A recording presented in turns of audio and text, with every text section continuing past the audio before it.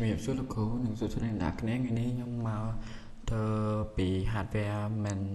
digital ជាដំបូងយើងចូលមកដល់កន្លែងនេះយើងត្រូវដាក់ឈ្មោះនិង password របស់យើងចូល account របស់ខ្ញុំដាក់ password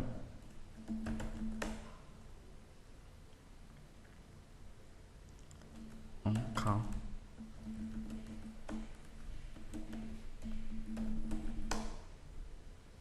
ឥឡូវយើងចូលបានមកចូលមកដល់ហើយឥឡូវខ្ញុំចូលដល់ចំណុចទី1គឺទី1យើងត្រូវ check storage និង disk command ដោយ command របស់វាត្រូវប្រើ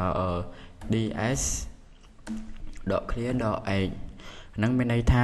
យើងមើល disk space use សម្រាប់partition ទាំងអស់នេះវាបានសូព័ត៌មានរបស់វានេះនឹងទាំងអស់យើងមើលហើយតបមកចូល command ទី2 ls blk អាហ្នឹងមានន័យថាយើង block device និង partition ជា free structure ចឹងទៅ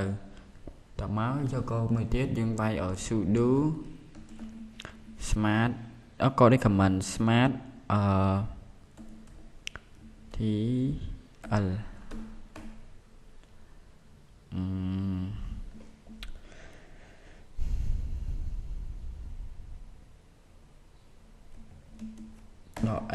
កូដឡើងហ្នឹងមានន័យថាយើងមើលhal របស់ disk របស់យើងណានេះវាឲ្យយើង input password កូដឡើងហ្នឹងវាមាន error អីមួយហើយឥឡូវចូលកូដដល់មួយទៀតសិនណាព្រោះអីកន្លែងហ្នឹងវាសំខាន់ដែរយើងចូលមកដល់ system information command យើងត្រូវវាយsudo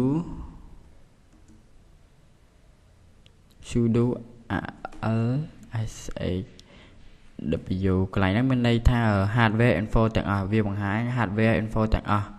យ៉ាងល្អិតល្អន់នេះវាបានបង្ហាញតិន័យរបស់វាឲ្យយើងមើលអញ្ចឹងណាព័ត៌មានរបស់វាយើងមើលហើយយើងទៅមួយទៀតយើងចង់មើល OS version និងនេះរបស់ info របស់វាហ្នឹងយើងវាយ command cat et/os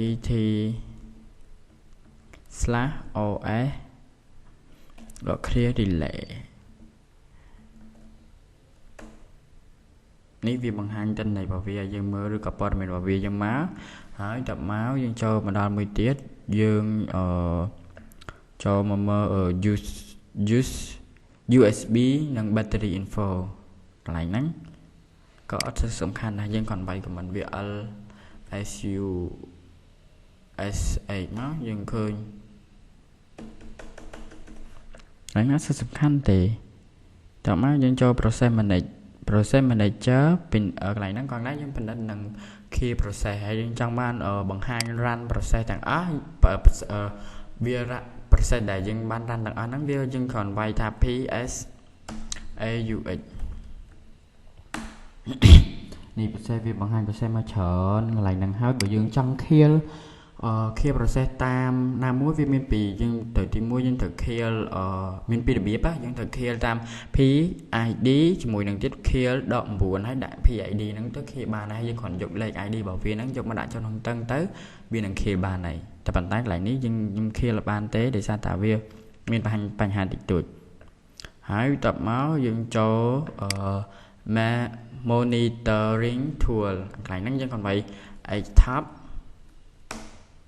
នេះវាចេញinteractive process viewer ឲ្យវាបង្ហាញពីនេះរបស់យើងឲ្យយើងមើលអីចឹងណាខ្ញុំចាំតិចទៅវាកំពុងតែដំណើរការ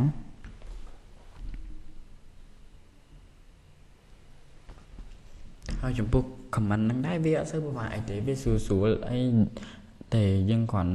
មើលវាយតាមហ្នឹងទៅវាយើងចង់បានអីយើងប៉ុណ្ណឹងមកហើយតមកទៀតយើងចូលមកដល់យើងទុកអានេះសិនណាចាំឲ្យវាដំណើរការវាសិនណាហើយយើងចូលដល់ system sit down or restart ហើយបើនៅពេលដែលយើងចង់ shut down យើងគ្រាន់វាយ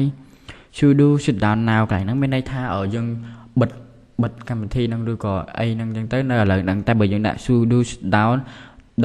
.s + 10ហ្នឹងមានន័យថា10នាទីទៀតវានឹងបិទអីចឹងទៅដល់ពេល shoot down .h ហ្នឹងយើងដាក់កន្លែងហ្នឹងយើងដាក់ម៉ោងមានន័យថាយើងកំណត់ម៉ោងវា ម៉ោង 8 tới 30 bạnវាបិទអីចឹងណាដល់ពេល sudo shutdown C ហ្នឹងមានន័យថាយើង cancel studio ដែលយើងបានដាក់ដូចយើងដាក់កំណត់ថាម៉ោង 8 អីចឹងទៅដល់ពេលមួយទៀតយើងចូលដល់ restart ម្ដង restart or reboot command sudo reboot ហ្នឹងមានន័យថាយើង restart អីចឹងទៅដល់ពេល sudo now មានន័យថា restart ឥឡូវហ្នឹងអីចឹងណាដល់ពេល sudo បូក5ហ្នឹង restart after 5 ទីមិនថា5ទីទៀតมันវានឹង restart អីយើងអីចឹងទៅអត់មានអីពិបាកទេហើយខ្ញុំសូម stop record សិនដោយសារតែវាអនុវិដាយូរចឹងទៅមិនឲ្យចំណាយពេលយូរចំពោះឡើងនេះដឹងផងដែរបើយើងចាំយូរយើងស្វែង control C ទៅហើយវានឹងដាច់ command ហ្នឹងហើយបន្ទាប់មកយើងចូលដល់ command shutdown នឹង sudo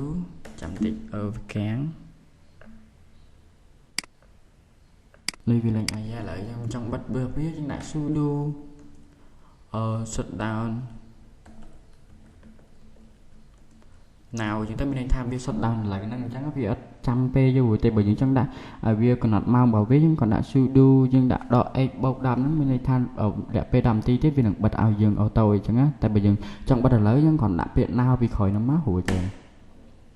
ní nhưng cho đã enter tới việc bùng bật bật xe năng ai giờ ngày hai ngày nắng mình đã năng thế bài bay này tại